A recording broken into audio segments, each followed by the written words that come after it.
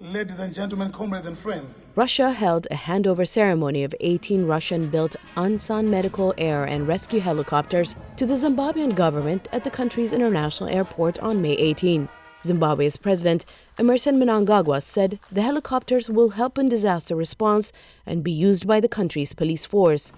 He also took the opportunity to denounce long-running sanctions imposed by the U.S. and other nations for the use of violence against protesters and political opponents. It's now 23 years under such yoke around our neck.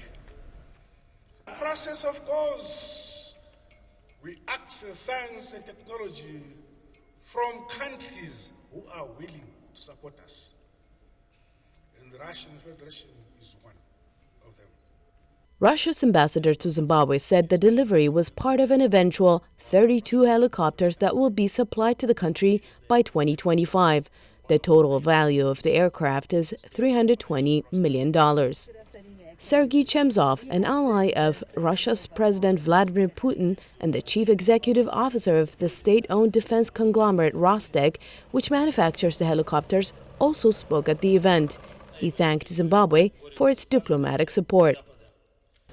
I have to note that Zimbabwe is one of the countries that did not support anti-Russian actions at the international political arena.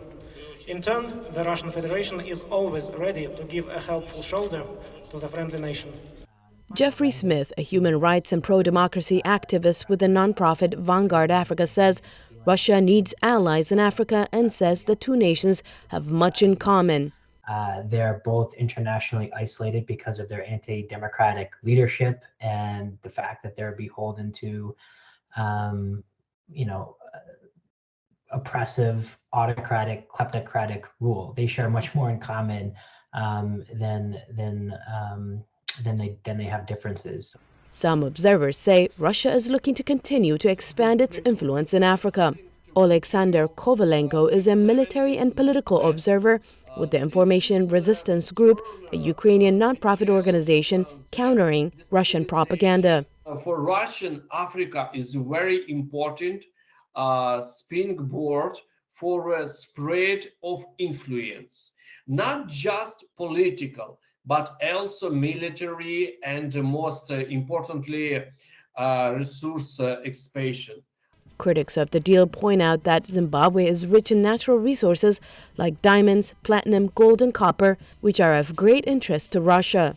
As the war in Ukraine and international sanctions continue to take a toll on Moscow, experts say Russia will continue to make overtures toward African countries.